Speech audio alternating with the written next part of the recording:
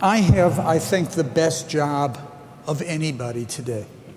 I get to moderate a panel of extremely talented and experienced people talking about a fascinating subject, and which means mostly I get to listen. So this is terrific. I want to say about two things to set up the conversation, then throw a question out, and then we'll go forward. The subject matter, the title of our session, the Revitalizing the Board-Centric Model, implies that something's changed. And I want to at least identify two things that have changed. They're different, and which we do have to address. The first, Jeff's talk already spoke about.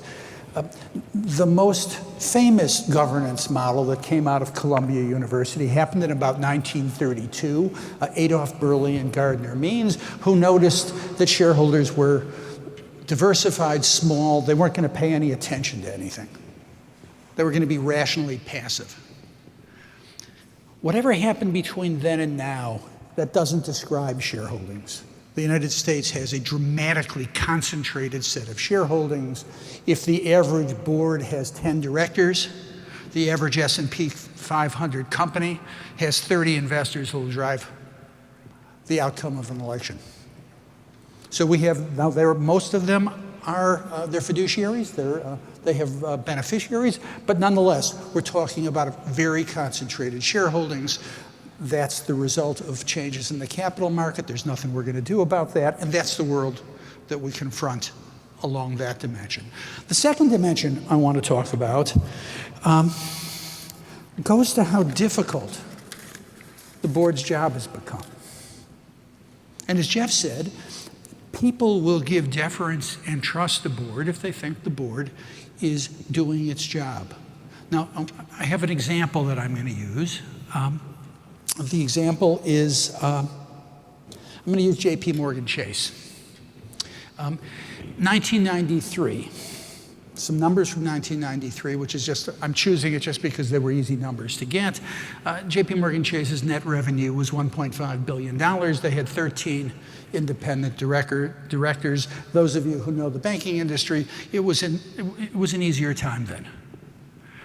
If we move to 2014, JP Morgan Chase's net revenues have increased by 79.5 times. Instead of having 13 independent directors, they have 11 independent directors. They're still part-time, and that's built into it, because if they're not part-time, we're going to have to pay them like they were full-time, and then they're not going to be independent. And we can't increase the number of directors because it's pretty clear that once you get above, somewhere around 10, the quality of the interaction drops. And for most businesses, but the banks are the best example, their business has become enormously larger and enormously more complex. So the problems the board is addressing, the monitoring issues they're addressing, the risk management oversight issues they're addressing, are dramatically larger than they were 20 years ago. And so one question that I'd like our panel to discuss and involve all of you is the extent to which a governance model that dates to the early 70s, independent directors as monitors, whether it scales, whether that's a model that we can increase the complexity of the demands, the amount of the demands, and think of ways in which we can make those 9 or 10 or 11 people enormously more productive, because they have to be. The environment they're in is changing. Now we've got a spectacular panel to do this with. The experience is just perfect. I'm going to go from left to right. Ed Garden is the Chief Investment Officer and founding partner of the Treon Fund. So he's one of the activists. But on the other hand, if you also look at his board memberships, he sits on the board of Wendy's, a large restaurant chain, and on the board of the Bank of New York Mellon, as regulated an entity and as systematically important as any other. he brings a range of experience to this question that's wonderful. Peter Gleason is president of the National Association of Corporate Directors. His job is worrying about this. His prior experience as a consultant brings a skill set to a set of problems that we need. And Theresa Whitmarsh, she's an investor. Executive director of the Washington State Investment Board, manages a little over $100 billion, more or less today, more or less $106 billion. And she's the shareholder that actually votes, that makes judgments about how much discretion, how much trust, how long the leash you give a board is. So we've got a range of experience to address these questions today. We'll talk a little bit, and then we'll open the floor for questions. Left to right. Ed, how do we make it better? Well, I'll comment, first of all, Jeff, on your comments regarding activism. Thank you for reading it just like I wrote it. I appreciate that. Look, I think Jeff has said it well, and I'll use some different words, but what you're seeing in activism today, in my opinion, is really just the tip of the spear. What I mean by that is over the last, call it 100 years, there was a gulf between ownership and control. And the owners of the company had very little control. And I think all of that sort of worked until things changed. And it was a confluence of events where the boards didn't do a very good job, right? Enron, WorldCom, situations like that. As both Ron and Jeff mentioned, the owners consolidated and became bigger and less diffuse. You also had the emergence of index funds, which put pressure on active managers, right? I think the notion from active managers was that if a management or board wasn't doing a very good job, they would just sell their stock, right? They would just vote with their feet. And I think increasingly that didn't work because they needed to be great stock pickers. And if a company that they liked, that they thought was well positioned, wasn't performing, they can't just sell because they need to get returns. They can't just sell the stock. So I think there was a confluence of events that led to activists being the point of the spear in terms of holding boards and management teams accountable. And I do it for a living. And the way I think about it is we're looking to work constructively with management and the board to get the business back on track operationally. And my mandate is to make the company best in class in every single aspect, operationally, strategically, from a corporate governance perspective, and to do that in a constructive manner. We're just going right in. All right. Yep. Well, a couple things that from your opening remarks, I think, go back to your JP Morgan Chase example. I think if you look at the composition of that board, and I'll take Labe Jackson as my prime example, we do all kinds of studies, statistics of how many hours and how many meetings and all that kind of stuff. The average board, right now the average director spends about 250 hours, we'll say, per board, per year, in good times. If that gets to be bad times, that number can go up exponentially. I mean, it can ratchet up to 500-600 hours. In fact, when I do a talk like this in front of a group of directors, I get this scoff of, what, 250? That's nothing. Labe Jackson probably is their audit committee chair on the JP Morgan board. He probably spends 90% of his time working for JP Morgan as an independent director. He flies all over the world, meets with all their asset managers. It's almost a full-time job with part-time compensation, and he does it because he loves doing it.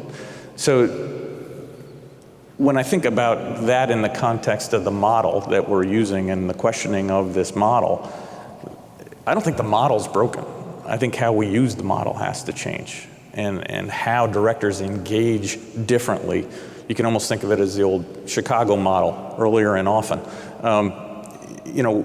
We have to have directors that engage with management team, engage with the shareholders, think differently about their duties, to your point earlier. Spend more time at this. This is not as Charles Elson likes to say, the parsley on the fish back in the early 90s and the 80s of, the board's just there as decoration for management. This is a job that is to help management succeed. And it is a job that takes a tremendous amount of effort. It is different than it was a decade, 2 decades ago. And I think that engagement level has to move to a different point. I think the education level has to go to a different point. We consider this a profession. Directorship is now a profession. It's a job. We're the only one that does not have a continuing education requirement, if you think about it. Lawyers do, accountants do, doctors do, directors, nope. You don't have to do anything once you get that slot. What I see from my job, because we do this education, is a consistent level of high-performing directors who come to all of our events, go to events like this, go to events at Stanford and whomever else is holding them. But they're engaging at a higher level. They're learning, they're staying continuously involved in the environment and understanding what these requirements are. Now, is that the whole majority of the directorship world out there? No, we have 17,000 members who we like to think are engaged. Well, that's a fraction of the public company directors out there, let alone the private company market. So we've got to change how we operate in this model. And we've got to change so that we have a more engaged director world, a more educated director world, and a more communicating director world. I want to follow up on that, and then I want to move to an investor speaking. But I'm not sure I understand what your model is. So one thing that I can take away is that we're going to have a model. We're going to have a stable model in which we run the governance of the largest institutions in the country with full-time people who are paid part-time. That doesn't strike me as an equilibrium. And the head of an audit chair of a major financial institution is going to spend that amount of time, but the director who's head of risk management, say for a restaurant chain, where they've got to worry about the effectiveness of the supply cycle, how they're competent, that they're sure that the input that comes into their restaurant doesn't injure people. I'm not sure, even for much more simple companies, that a story in which what we're asking directors to do turns out to be doable at 5 hours a week, which is a number that you gave. Currently, and I don't think that's a function of how well we educate them. I'm concerned that we're asking them to do something that they can't do in 5 hours a week. And then the question becomes, how do we leverage their time? Well, I think the difference in the example you just used is the head of risk management. That is a management function. That is not a board's function, is to be in charge of risk management.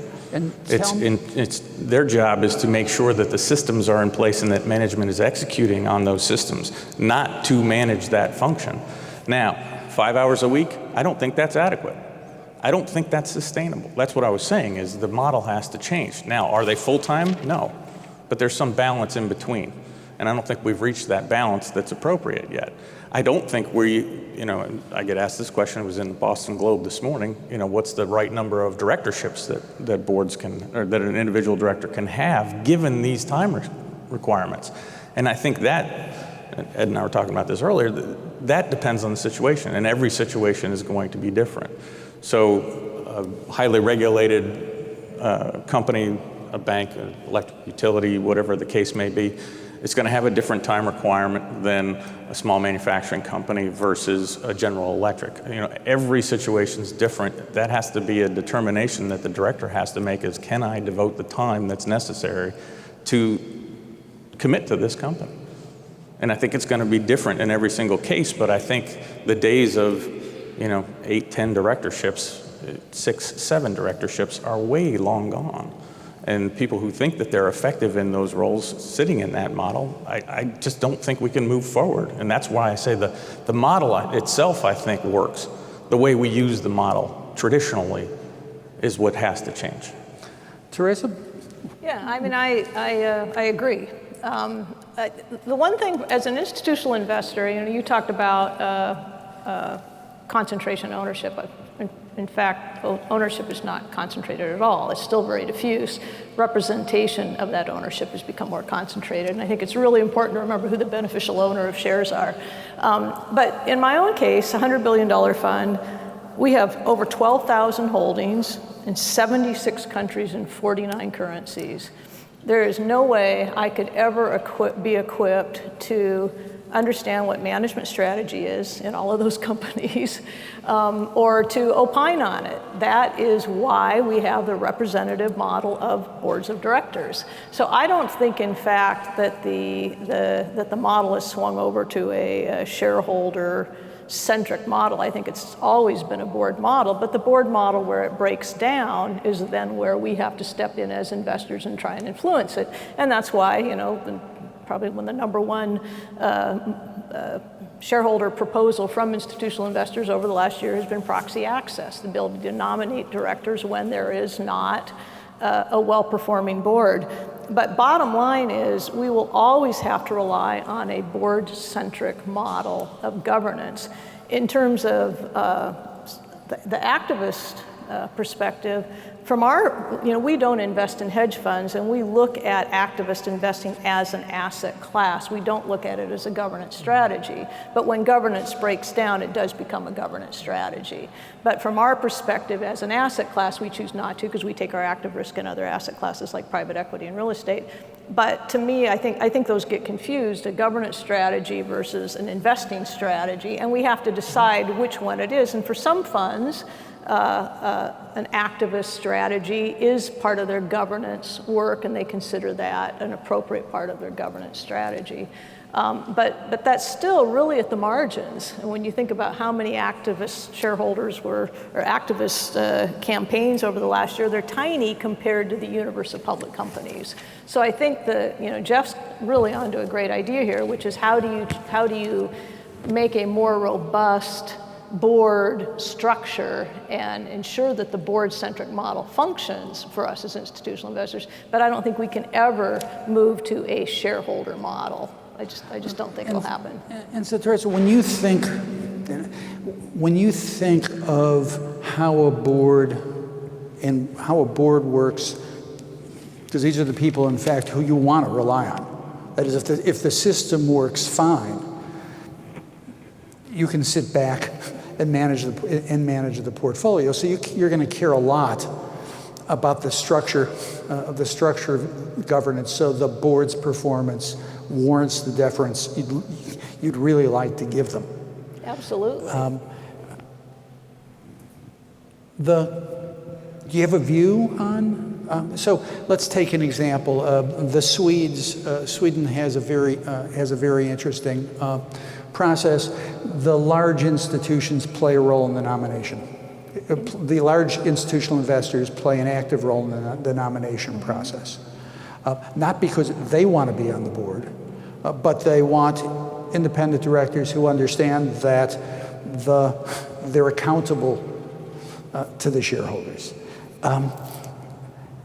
Do you imagine large state pension funds have a role in influencing the makeup of the board? Because if you're going to trust these folks, you may want to have something to do with what the menu looks like, as opposed to just eating what's on your plate. The entire thrust of the governance movement over the last decade from institutional investors has been primarily focused on exactly that.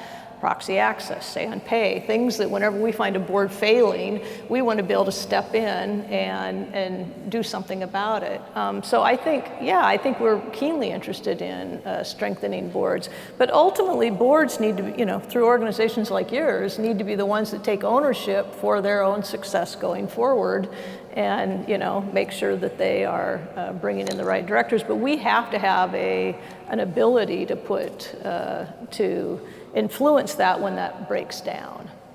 Do you have a view, for example, for a public mutual fund, their governance principles are on their website. Do you have a view on the number of board seats an independent should hold? Would it differ if they had a full-time responsible position in another company? What do you think they can do?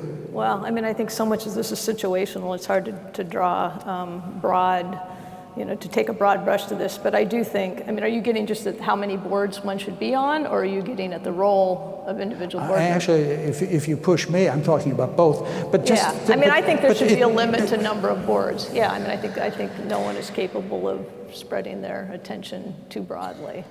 But in terms of the type of director, I think it really varies. It's totally dependent on the company and what their needs are and what roles they're trying to fill.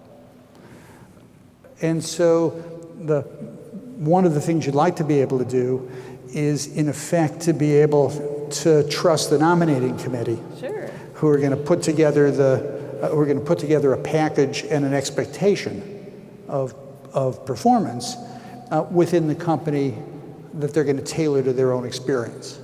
Absolutely, and then ultimately you want to be able to oust those nominating directors if they don't do a good job of filling those board seats. Yeah. Questions? I'm Ann Muley, and I'm with the Weinberg Center for Corporate Governance at the University of Delaware.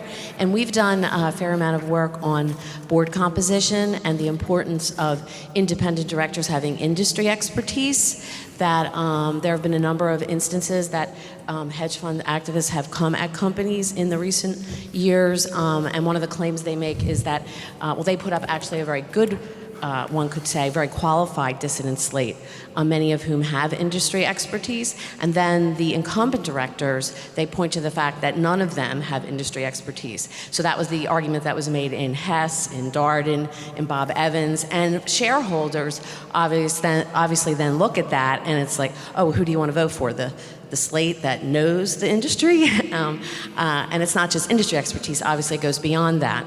But we think that that's a really important skill set to have on a board, and we think that it's really important that directors, that nominating committees, focus on making sure they have the right skill sets, because you can spend more time, and I think that there is more time that's necessary for directors to spend, but you could sit around and spend a lot of time. But if you don't have the right skill sets, you run the risk that the discussion won't be robust because the directors won't even know the right questions to ask. We actually called the situation when the only director on the board is the CEO, when he or she is the only one with industry expertise, and none of the other really smart independent directors have industry expertise. I actually came up with the term because I'm not really an academic. I come from the corporate world, and I love being now sort of in the academic world, and there was the term management capture board for the non-independent board. So I came up with the term when you have the situation that I just said, where the only one on the board who knows the industry is the CEO. That's a danger. That's a management knowledge captured board. And so you can have all these really smart independent directors going into the executive session, and then I like to call that a Seinfeld meeting, because they could sit around talking. They're really smart people, but they're really nibbling around the edges. So whether it's a management captured board or a management knowledge captured board, in either case, the right questions aren't getting asked. So could you please talk about, some of you respond to that? I know that's a lot. Ed? So let me give you a perspective. We invest in what we think are fundamentally great companies, but where management is struggling. And I'll define struggling as not able to grow organic revenue in line with their competition, not able to grow earnings in line with their competition. They don't have margins in line with their competition. And when those three things aren't working, the TSR, the total shareholder return, is probably materially behind the competition. What I do for a living is parachute into a situation like that with a thoughtful, realistic, quantifiable plan to get the business turned around. We happen to play in the mega cap space, so we're typically going into iconic companies.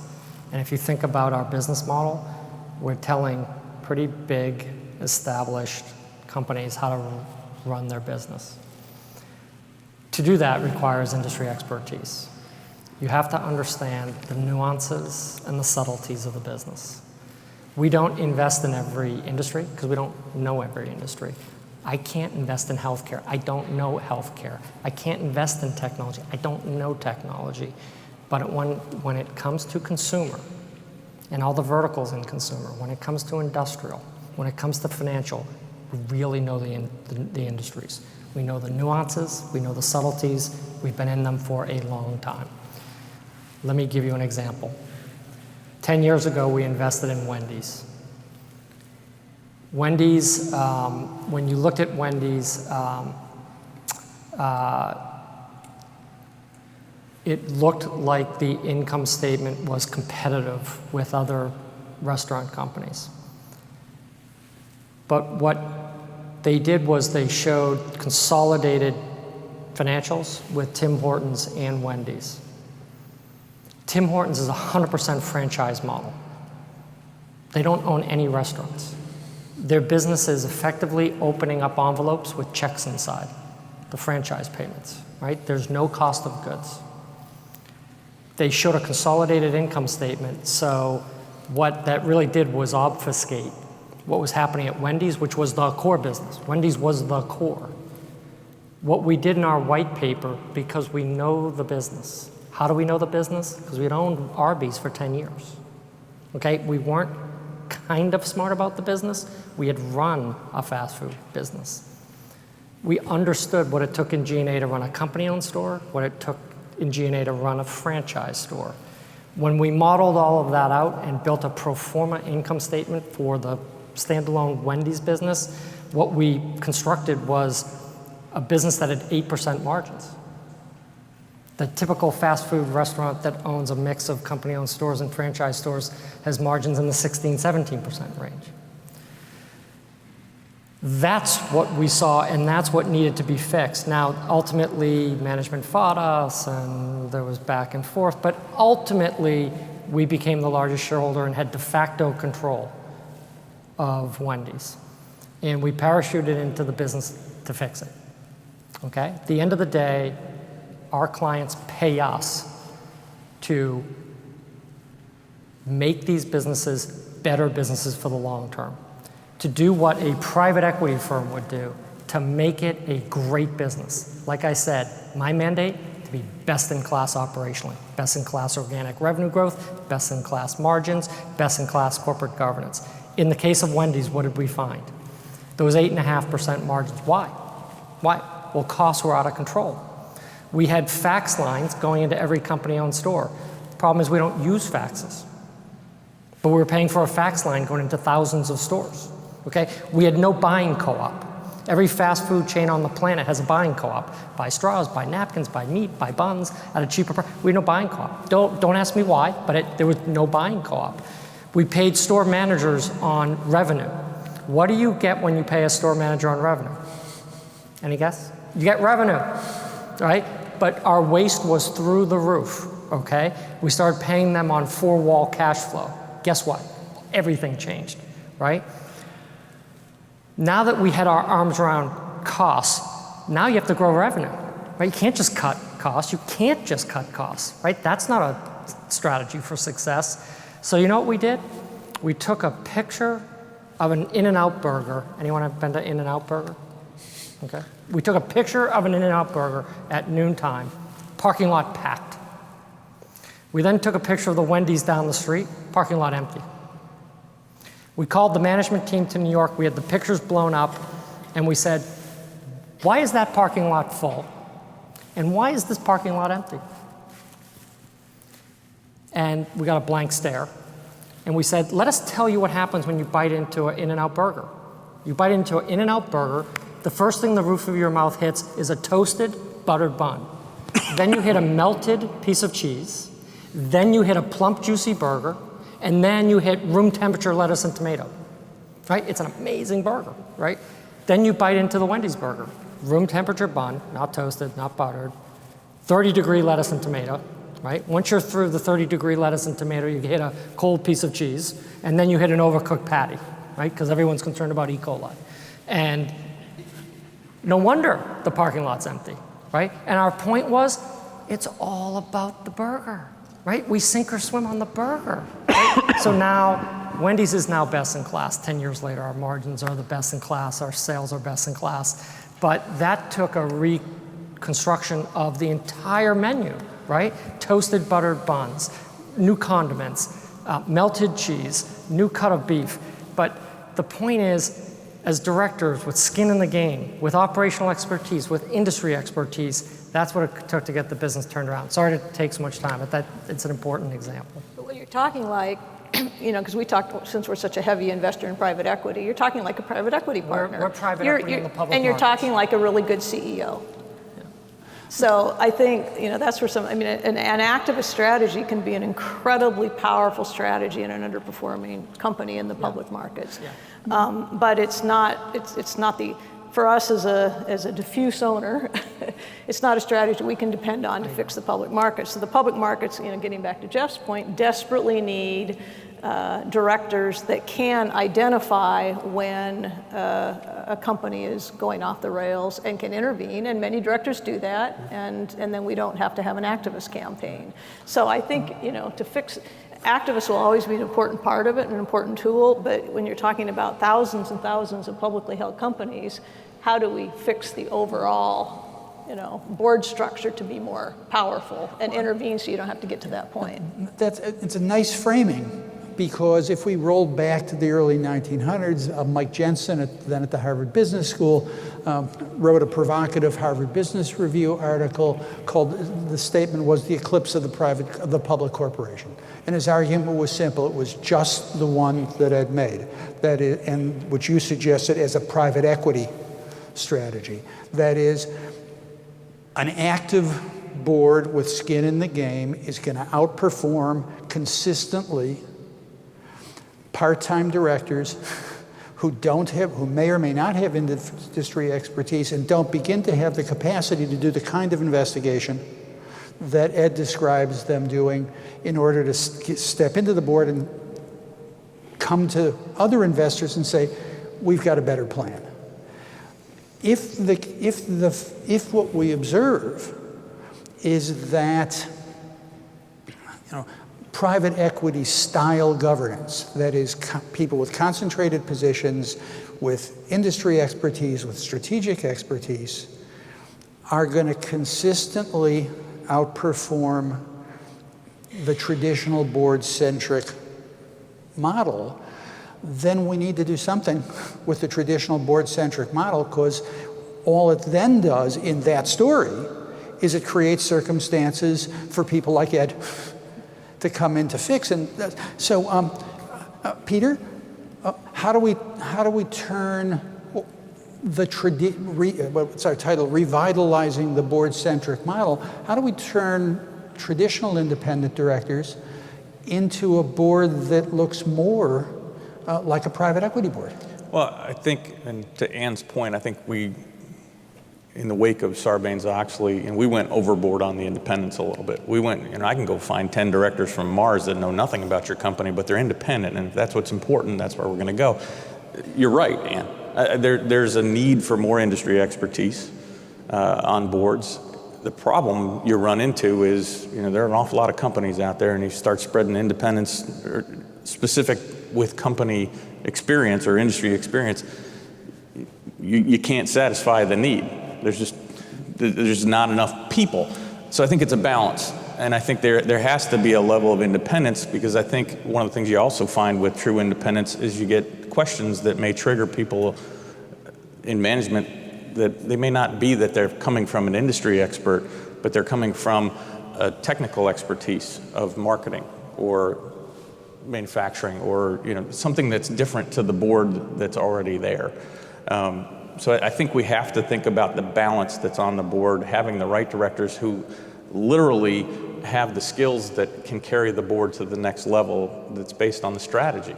And I think the other thing we have to think about is getting people off boards who don't have those skills.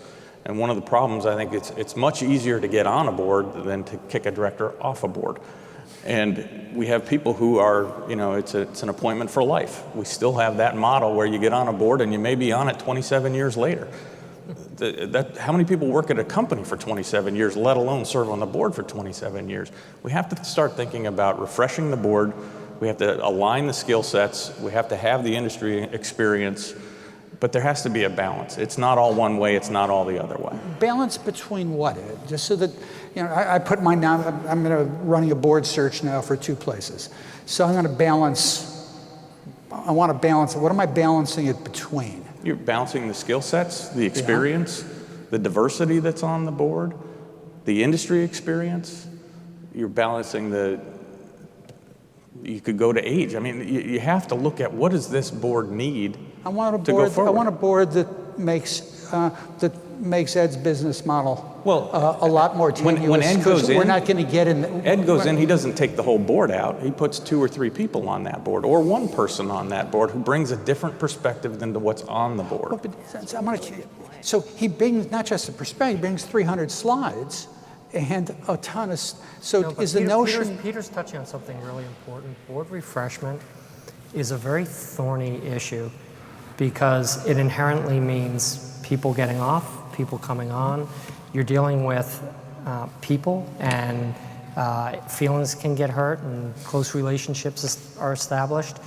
And I don't think this is something that you can legislate. I think it requires good judgment around who's really engaged, adding value, motivated, providing the industry expertise. I don't think age limits are the right way to do it. I don't think tenure limits are the right way to do it, because sometimes someone can be older or been on the board a long time and really be adding value. So I think every case has its own personality, requires good judgment, but I do think you need strong leadership on the board to make sure that it's not becoming stale.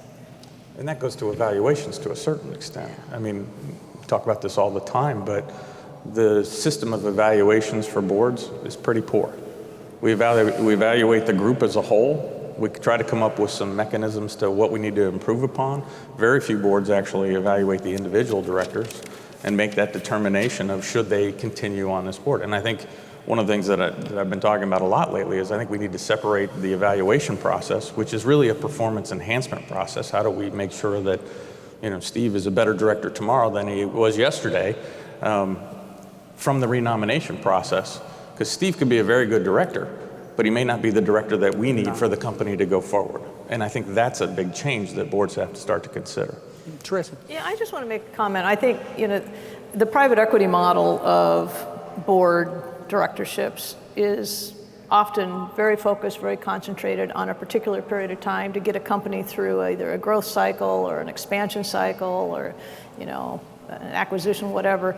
And they're time limited, and then they may stay, once that company goes public or whatever, they may have 1 or 2 people still on it. But it's for a very specific purpose. And I think some of what you're doing too is also it's a turnaround kind of situation or a growth situation.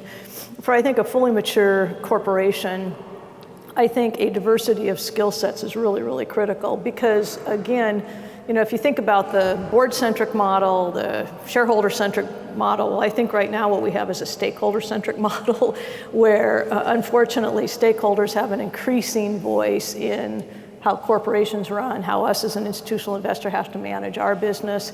And so you need boards with a diversity of background and experience who can deal with the political environment, can deal with very loud stakeholders, can deal with climate change issues, all of those are. So I think, yes, you need industry expertise, absolutely, but I think a mature corporation in the public markets today has a lot of other competing demands on their time, and I think you need board members who can handle that as well. Because frankly, if you can't deal with those stakeholder issues, then and shield management in a sense so that they can really focus on the business, then you've got a challenge on your hands. So I think diversity is critical in board skill sets. Hi, I'm Rich Filato. I was just retired 4 years out of the Securities and Exchange Commission. And I'm now working on a project to increase the climate competency of boards. But I've got a broader question following up on what Theresa just said. It seems to me that boards are now operating in a much more dramatic, if you will, inflection time of change in terms of the geopolitical situation, cybersecurity, terrorism, carbon constraints, massive income inequality, and that those just aren't stakeholder issues or SRI issues, but those can get to sort of the fundamentals of long-term business strategy. So the boards have to figure out, I think, a way to develop those kinds of capacities and to evolve in a way that they can manage those types of issues that reflect directly to the bottom line long-term in terms of strategic opportunity and strategic risks. So are boards thinking about ways that they can evolve, that they can refresh, and that they can build that capacity to deal with these, I think, huge issues that go to the heart of whether they're going to be around in a few years? I can tell you from a cyber, I'll take one of your examples, cyber, Rich. We're running more programs on cyber right now for directors than any other program that we offer. And the demand is huge. This is an area that is so new to the corporate world, if you think about it. I mean, technology was, 5 years ago we were talking about, do directors understand technology? And we need to have a descriptor of what the cloud is and how the technology operating systems work and how you make sure you have the right cost structures for your technology. Now we got cyber on top of that, and the lexicon is different. Just talking about this in the boardroom presents a question for directors, because the Chief Information Security Officer walks in, starts talking about the network, the protections, what are the crown jewels that we've got to protect, et cetera, and they're speaking a different language than most directors speak. So bringing that, and that's where I go back to the education front, bringing that education level up to another degree for the average director, let alone those that have a technology background, because it's changing so fast. It is a disruptor. We look at it from a strategy standpoint, and we look at it from a risk standpoint. And if you take any of those other issues that you talked about, climate change, global disruption, geopolitical issues, we're running forums around the country, and we have for the last 4 years. We're calling it Directorship 2020, with a view at what are boards going to have to look like in the year 2020, and how are they going to have to operate differently given these potential disruptors that are out there that can impact your supply chain lines, they can impact the technology you're using, they can create competitors out of people who aren't even in your industry right now, but may come in and, via technology completely disrupt your business model. So yes, there's a tremendous amount of discussion around it. Yeah, Peter, I guess my question I don't think the question was that per se. My question is, rather than issues, you actually need to have a different board member or a different. Do you need a different board member or a different type of board member who's got the capacity to deal with those issues? Rather than just doing education, do you need refreshment? And how do you put together systems of refreshment to do that kind of evolution on the board? Yeah. Succession planning, if you will. Sure. Succession planning, for you will, not just for the CEO, but for the board. Yeah, and I think boards are thinking about that a lot right now. Bill says every time he gets up on stage, if your board doesn't have a technology expert on it right now, you ought to really be out recruiting one. I'm not sure I take the same wholehearted view of that, because the problem with pure technology directors is if you pull them out of the working world and you put them on a board, in many cases the technology is moving faster than that person has the ability to maintain their relevancy in the marketplace.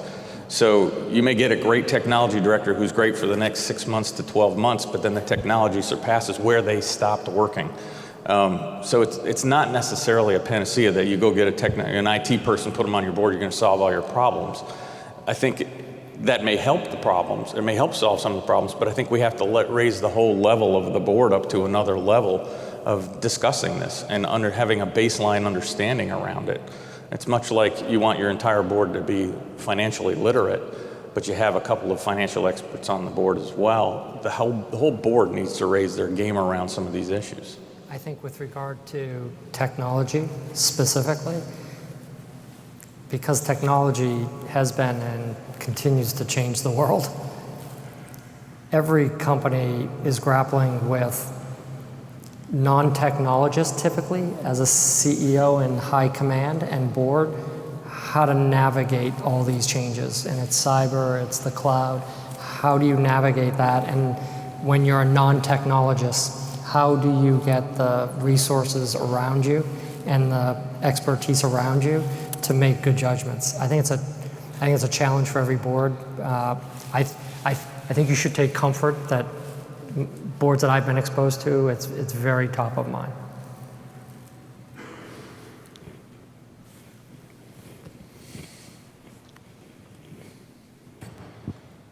Thank you. Good morning. Francis Bird.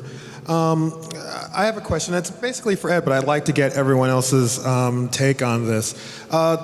When you come onto a board, and when activists go onto a board, particularly activists who have an operational type focus, as Tryon does, and Barrington and several others, do you bring the brunt of your resources sort of to the board in their ability to share with them your ideas and your strategies? Because it's not just you alone or Mr. Peltz alone sitting down, typing through, writing these white papers. You have staffs, which is something that boards of directors don't really have. So even if they want to be more activist or perhaps even a little more challenging of management in terms of where are you on this and why isn't this happening, or maybe something else should happen, they don't have this type of resources that an activist investor does when they are coming onto a board.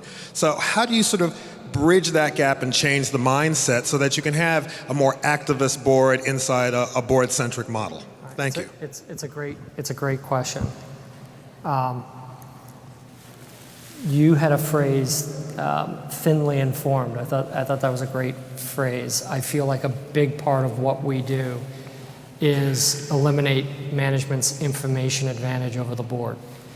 In companies that are underperforming, I think there's a strong correlation between management spin and rhetoric and what reality is. And a big part of what we do is get everyone grounded in reality and make sure we eliminate that information advantage.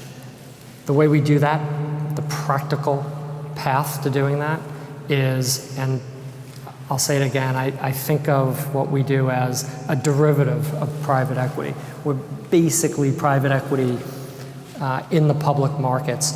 So we'll send management and the board an information request list. You might recall in our proxy fight with DuPont, they called this a shadow management team. We're not looking to manage the company, but we are making sure that the board is fully informed. We'll send an information request list that looks like something KKR would send if they're taking the whole company private. We have the management team set up a data room, and we'll parachute our team into the data room. What we typically recommend, because you don't want just Tryon to know this, is that, and by the way, our entire firm is deputized in the confidentiality agreement. What we'll then do is set up what I always recommend is a finance committee where we'll lead it and we'll choose other members of the board who can participate in the finance committee. And that's the way that we can download management and the members of the finance committee on everything we're learning and make sure that through that process it's getting out to the entire board. So it's not just Tryon being armed with this information, we're really including a broader subset of the board. And then ultimately we'll decide what gets packaged to the entire board. But I found that is, practically speaking, a good way to do it. And look, just on the notion of that private equity model, think about this. I'll give you an example. I think, we said a confluence of events has led to activism and led to this whole question of board engagement and how the role of the board. In effect, there's been a big transfer of wealth from public shareholders to private equity. Right? Over the last 30 years, there's been a big transfer of wealth. And somehow, over the last 3 decades, it became conventional thinking that there are things you can do in the private that you can't do in the public market, right? So if you think about DuPont, one of the things we talked about was DuPont sold their coatings business, basically makes car paint, to Carlyle. DuPont had really struggled with this business. Earnings had gone down over several years. And they sold it to Carlyle, and they sold the business when they announced it to the world and they filed an 8K. They told us that they sold this business with $340 million of EBITDA. I was the first one to tell the board, to tell the lead director of DuPont and the CEO that Carlyle was out financing that deal, saying we just bought a company with $570 million of EBITDA. So somehow, in the stroke of a pen, a business that in the DuPont complex generated $340 million of cash flow was suddenly generating $570 million for Carlyle. Carlyle then started taking out even more costs. They started investing in the business, and today that business, a couple years later, has $900 million of EBITDA, and Carlyle's made something like $8 billion for their LPs. In effect, because DuPont felt they couldn't invest in this business, DuPont wasn't running this business the way a private equity firm would, they transferred $8 billion of value. Remember, DuPont's total value when we invested was about $35 billion, right? They transferred a huge amount of money to the LPs at Carlyle, right? So why, right? Think about Kraft, where, the Brazilians, Heinz bought, the Brazilians bought Heinz, and, we ran it strong investment grade. We were largest shareholder, or second largest shareholder for 8 years on the board. We ran it strong investment grade. The Brazilians come in, it had phenomenal free cash flow, and with Warren Buffett, they take it private and put 10 times leverage on it through the preferred, right? And we wouldn't do that, but should it have been run with 5 times leverage? I mean, they've made a fortune, right? Just by using the free cash flow of the business. That's Warren Buffett, right? So I think it's a bigger question of how do we make sure these public companies are being run properly. Somewhere in that recipe of success is a board who has skin in the game, highly motivated, knows the industry, very engaged. A private equity board, there are no people who have no skin in the game, right? Everyone on that board is part of the private equity firm, and their livelihood depends on getting it right, right? They're going to sink or swim based on getting it right. They have to get it right. So that's what we need to get more of in the public company context. Can I just make one comment that, again, as a very huge private equity investor, and we've been in the asset class since 1981, it's also important to remember that it's only the top tier private equity firms that actually outperform the public markets. And so if you're not in the top, top quartile or top 2 quartiles, you're not going to outperform the public markets. And so I want us to not get too enamored with completely translating the private equity model to the public markets, because there's failures in that model as well. But I think your point's well taken. I just think we need to caution that there's Top tier is what I'm really focused on. Let me see if I can make this harder. Because what we've been focusing on so far is identifying companies that have the potential for value that isn't being realized. And we want either a board that will recognize that and act, or a setting in which activists may provide strategies, and then shareholders will decide. But that's one set of companies, and let me see if I can broaden the concern. So everybody's talking about managing change. Markets are changing, instruments are changing. But let's make it one step harder. It's not just that things are changing, but the rate of change is going up. If I remember my high school calculus better, the second derivative is positive. So what the board and what management is managing is, I think I'm doing okay, but things are changing, but my market changes, and the players change, and the technology changes, and it's changing faster. The product cycle's getting shorter.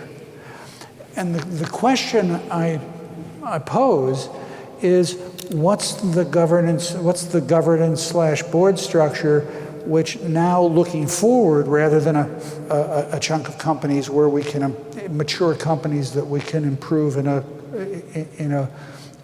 pretty stable environment, to companies that are dealing with markets and products that are changing and changing ever more quickly, and that fact may turn out to be, looking forward, a larger percentage of where growth is going to come from than the mature companies. How do we shape a board that can play out a little bit?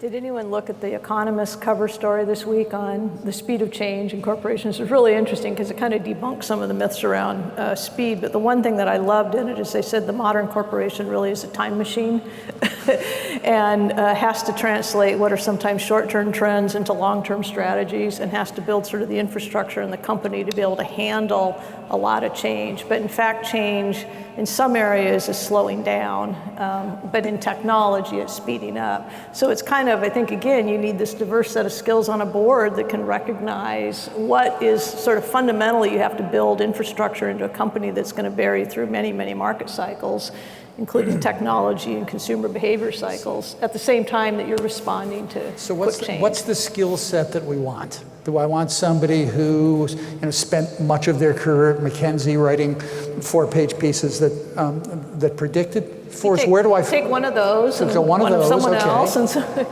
diverse? I think you have to look at how's the company approaching their strategy, both short and long term, and how are we looking at how are we going to create value in the long term and align our short-term actions around the long-term production of value for the shareholder community.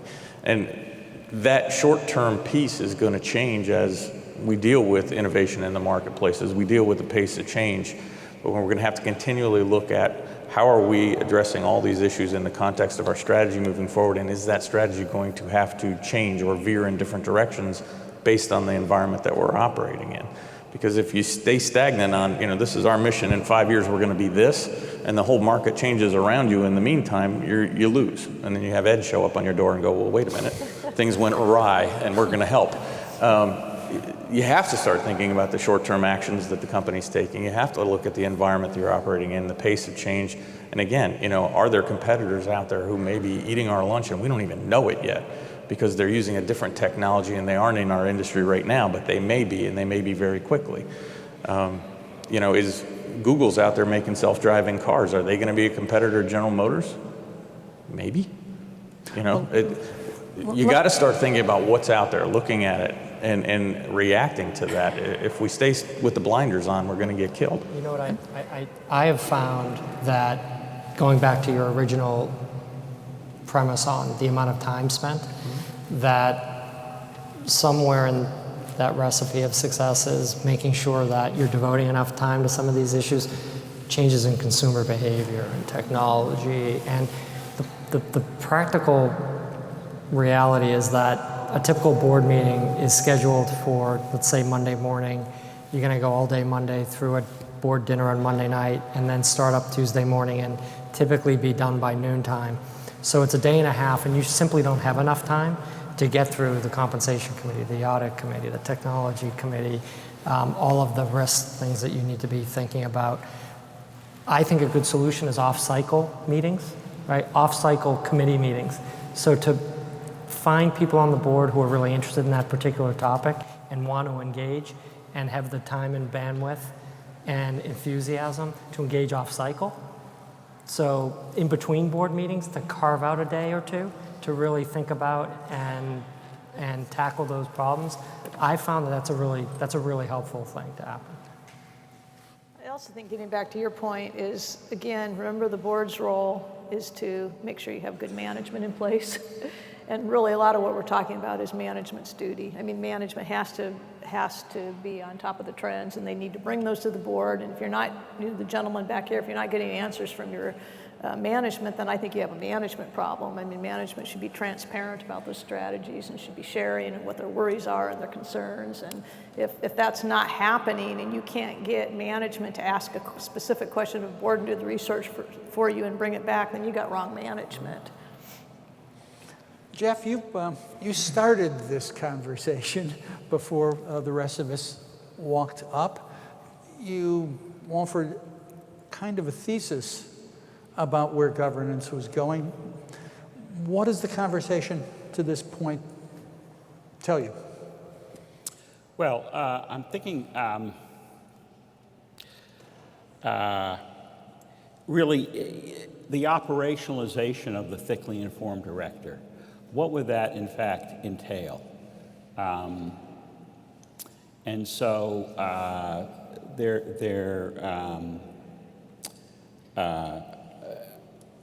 for example, what Ed just said about off-cycle meetings of directors. So presumably, if thinking about how frequently subgroups of the board ought to be getting together to inform themselves in a deep way about some aspect critical to the firm's business now and going forward, right? The capacity within the board to sort of to take charge of its need to become in whole or in part thickly informed. How do we move from a process in which there's in effect the periodicity of the board meetings, which are 5 times a year, 6, I don't know how often, to one in which the board has a different conception of role, and in a sense,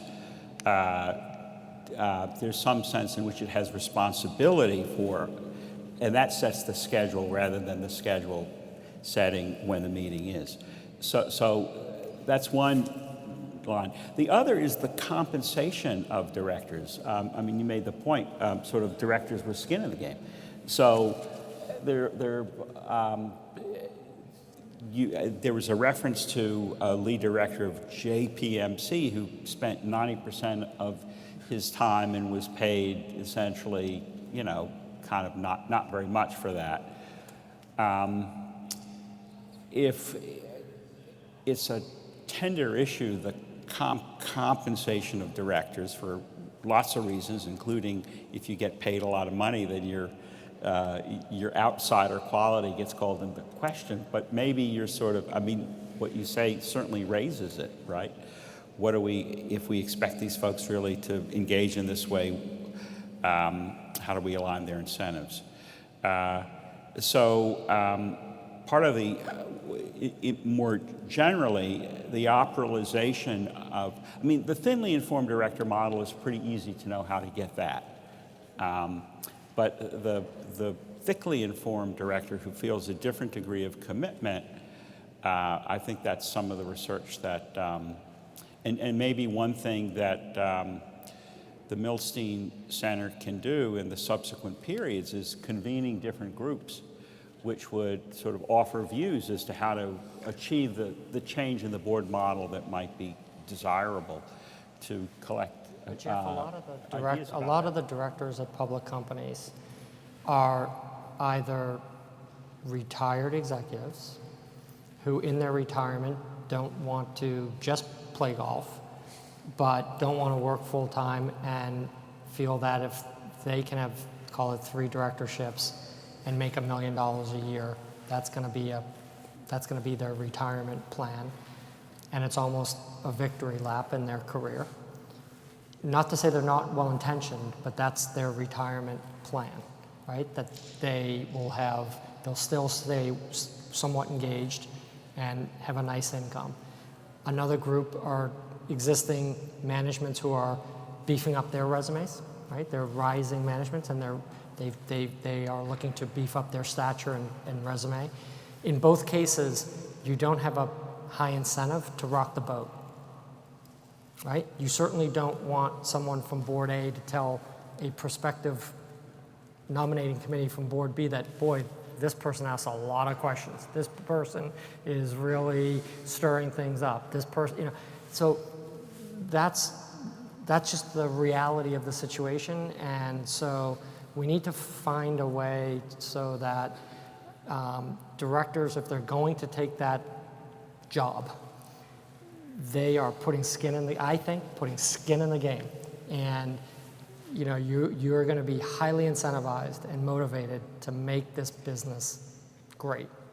Well, what's interesting in that is when I talk to people about, they ask, is this person a good director? Is this person?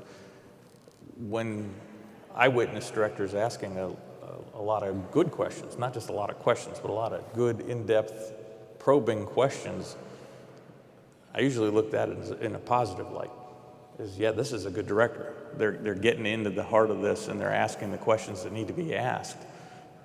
Not that they may have a connotation as being a bad director because they ask too many questions and they rock the boat. So I think maybe the perception has to change a little bit, and that we need directors that are asking those probing questions, that are digging a little bit deeper, who may rock the boat a little bit, because I think that's where you're going to get to the heart of some of these matters. I typically walk in a boardroom, one person, no one's ever met me before, or they've just met me, and there is an unspoken pressure to conform. There is, in a boardroom. There is an unspoken pressure to conform, and a lot of my initial dialogue is around that. That respectful confrontation will lead to good things. That's what this is all about. It's not a matter of disrespect. It's not trying to be disruptive, but will lead to good judgment by making sure we're informed and having respectful confrontation. And that's the spirit of it. But I find that in a lot of boardrooms, there's an unspoken pressure to conform. Mm-hmm. And I think on the skin in the game piece, we put out a recommendation probably 1995 that said directors' compensation ought to be at least half in equity, company equity. And most companies adhere to that, if not more. And then that equity is at market risk for most of the larger companies because you don't sell it while you're on the board. You wait till you get off. So I think the skin in the game piece is there for most larger public companies. I would imagine some of the smaller companies aren't quite there yet, but I think there is that alignment there. It may not be to the extent of, the stake that you guys are going to take in a company, but it may be personally, fairly large. So. I'm beginning to hear a takeaway, something that's interesting, that sort of reflects both Ed's experience and Jeff's focus on thick information, because it strikes me that people are going to be both, what's the right word, more insistent about questions and pushing the more information they have, because you feel a whole lot more confident about it. The challenge that we all confront is how to generate that level of information for boards in the ordinary course. And there's been a suggestion about something that may be relatively simple, but maybe it strikes me, at least in this context, is pretty profound. That is, one can imagine either adjusting or adding to the committee structure where it's not necessarily a formal set of committees. We may need them. There has to be, we'll have the audit committee, will meet all the time. But there are a set of task-oriented committees. There's a committee that may focus on a particular problem in the business, where it's meeting off schedule, where its job is it can pull resources to learn about that, where the point is to get that group of people to get up to the point of being thickly informed, in which it can draw on outsiders. And they bring that one or two or three task-oriented committees, bring it back to the more periodic boardroom. And I'm not board meeting. And my point at this here, because we're getting close to the end, isn't so much to sell a particular technique, because the particular technique is going to be, as Peter suggested, is going to be tailored to the particular company and the particular business. But the notion that we actually have to change the way we run the board, what we expect to be done in the periodic meetings, how much more we might expect to be done on task-oriented things outside the ordinary, outside the board schedule, where those committees come back with a set of questions which may look more like Ed walking into the room than an ordinary board meeting. We live with a structure of board meetings, with a sense of how an independent board runs, that's 30 years old. An enormous amount has changed, and one way to begin thinking about revitalizing the board is to begin to look at the way we organize that board. We'll get the right set of people who have the skills and the interests, and then maybe we can be an awful lot more creative about how we organize that talent, about how we provide information to them, and how that all works and comes back to the board. I don't have a particular view of how to accomplish it. I know what I do on my board, but that's peculiar. But the notion that we can continue with a board structure and meeting structure and information structure now that may have worked 30 years ago in a quieter, smaller, less complicated time, it's an odd hypothesis. And there's a lot of stuff that individual boards, I mean, based on this conversation from talented people, there's a lot of stuff that individual boards can do that can lever the time commitment of boards, even if they have to increase it. So I walked away with a lot from this morning. I don't want people to sit here who aren't on boards and think the boards operate the same way they did 30 years ago. I think there's been a tremendous amount of improvement over the last 10 years, let alone the last 30 years, in terms of the information flow. We still have asymmetric information risk. There's no question about it. Management's always going to know more about the business than the board will ever know about the business. They're in it day to day, every single day. This is their job. The management or the board comes in on a periodic basis, oversees, helps guide, that kind of thing. Just the technology that is available to us today can enhance this information problem that we're talking about. I mean, at a few clicks, and I'm looking around and I'm seeing, an Apple logo on just about every table out there. You're sitting there with access to tons of information. It's whether you make the time to access that information and to use that information differently than we have traditionally is what we should be getting at. I just want to close on one point as to why it's important that maybe that the work becomes a success, and that is it's really an inequality-related point, because whether the public firm can change itself as a public firm or goes private affects the distribution of gains.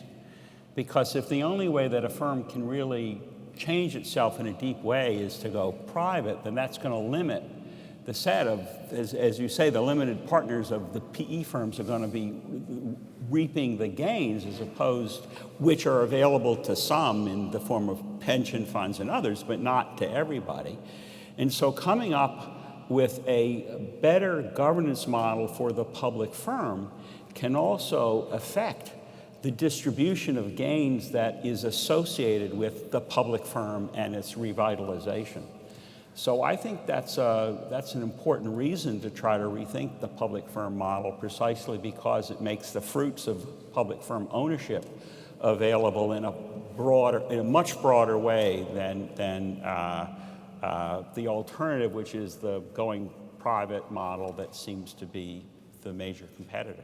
I would submit capitalism is amazing, right? Because the pendulum probably swung too far in terms of the board having too much power, and the market corrects that when the board doesn't do a good job, and boards are stepping up their game for sure. And capitalism will correct all these problems. Boards will definitely get better. Management teams will definitely respond to all of these challenges. Boards will. It's a great thing. Well, I want to thank everyone. For me, I usually stand in front of the class. What a pleasure it is to be a student and get to hear and get to walk away having learned a great deal. Everyone, thank you.